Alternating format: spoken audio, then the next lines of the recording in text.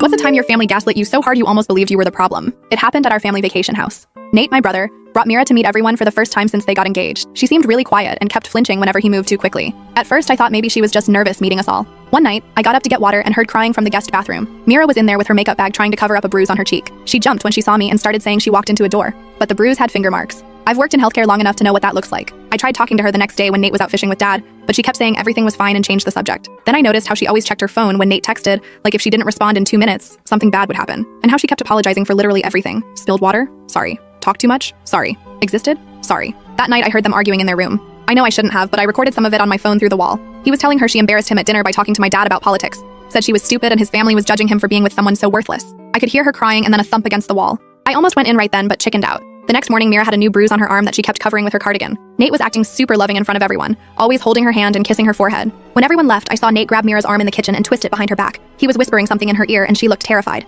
I started recording on my phone without thinking. He slapped her across the face when she tried to pull away. I dropped my phone and screamed at him to stop. Mira was crying and Nate immediately switched to this concerned voice asking if she was okay, like he hadn't just hit her. He saw me and his whole face changed. Told me I didn't see what I thought I saw.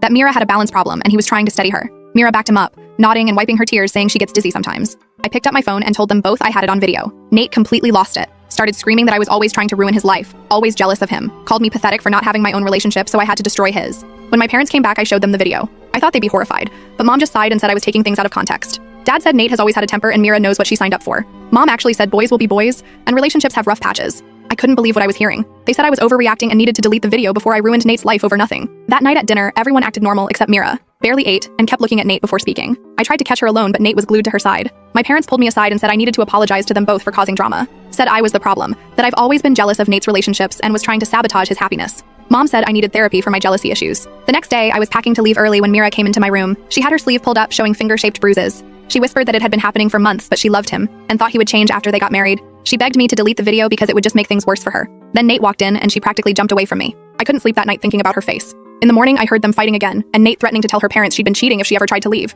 I made a decision right then. I found Mira's phone while she was showering and got her mom's contact info. Before I left, I sent the video to Mira's mom with a message explaining everything I'd seen. Then I sent it to her dad and sister too. I also included screenshots of texts from Nate threatening her